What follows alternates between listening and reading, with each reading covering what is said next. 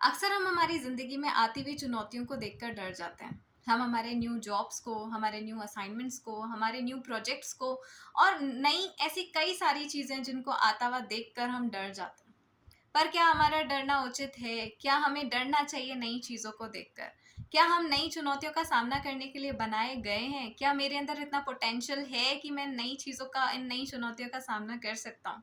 तो आज का वीडियो मेरा इसी चीज़ से रिलेटेड आपको ताकत और साहस देगा। आइए हम बाइबल से बात करते हैं।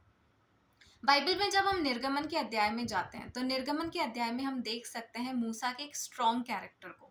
मूसा का स्ट्रॉन्ग कैरेक्टर को जब हम देखते हैं और हम अध्ययन करते हैं तो हम देखते हैं कि मूसा का बच पाना मुश्किल है, लेकिन फिर भी परमेश्वर उसको बचाता है।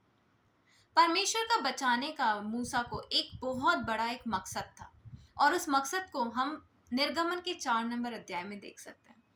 निर्गमन के 4 अध्याय में आते-आते हम देखते हैं कि परमेश्वर मूसा से बात करते हैं और मूसा को कहते हैं कि उठ मूसा, मैंने तेरा चुनाव किया है कि तू मेरे सारे बच्चों को मिस्र देश से बंधुआई से छुड़ा कर लेकर आएगा।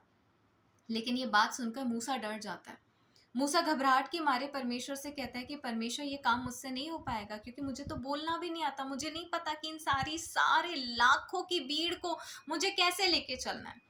परमेश्वर कहता है तू टेंशन मत ले, मैं तेरे संग रहूंगा, और मेरे संग रहने का प्रमाण, मेरी सामर्थ का प्रमाण एक लाठी होगा। इस लाठी को तू अपने साथ रखना, और इस लाठी से तू ऐसे बड़े बड़े काम करेगा जिसको देखकर जो लोग तेरी बात नहीं मान सकते हैं वो भी तेरी बातों को मानेंगे और तेरे कहे अनुसार चलेंगे। तो मेरे प्रियो, मूसा की ये कहानी, निर्गमन की पत्री हमें यही दिखाती है कि कई बार ऐसी सर्टन चुनौतियां हमारे सामने आती हैं। कई बार ऐसे हालात आते हैं जिनका सामना हमें करना पड़ता है। जिस प्रकार से मूसा का बचना नामुमकिन था, लेकिन फिर भी परमेश्वर ने अपनी एक योजना की वजह से स्टार्टिंग से लेके मूसा को जिंदा रखा। ठीक इसी प्रकार से आज आप जिन स्थितियों में हैं, उन्हीं स्थितियों के लिए परमेश्वर ने आपको बनाया था। हो सकता है आप एक ऐसी पढ़ाई कर रहे हैं जिस पढ़ाई के बीच में आप बहुत थक गए हैं। आप कह रहे हैं कि ये मुझसे नहीं हो पाएगा, मुझे इस पढ़ाई को नहीं करना है।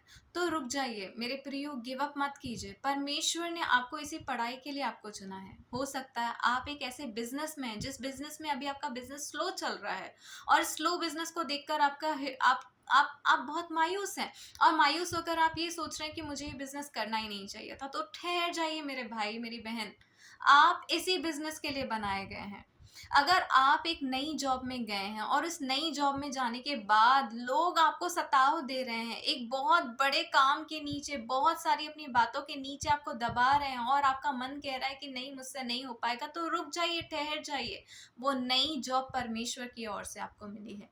अगर आप कोई ऐसी लड़ाई लड़ रहे हैं जिस लड़ाई को लड़ने के लिए अब आप थक चुके हैं और आप कहते हैं कि ये लड़ाई मैं नहीं लड़ सकता हूँ, तो मेरे प्रियो ठहर जाइए।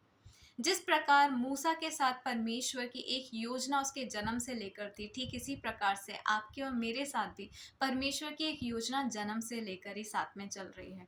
तो ये वही योजना है, ये वही जॉब है, ये वही असाइनमेंट है, ये वही कार्य है जिसको करने से आप डर रहे हैं।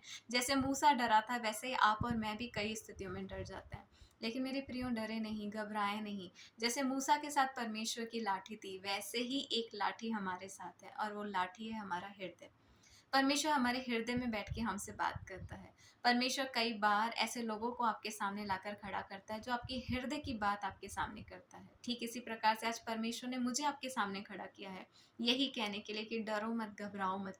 जिन स्थितियों में आप हो वहाँ पर परमेश्वर ने आपको लाकर खड़ा किया, क्योंकि परमेश्वर जानता है इस चीज़ के लिए, इस जॉब के लिए, इस लड़ाई के लिए सिर्फ तुम ही योग्य हो।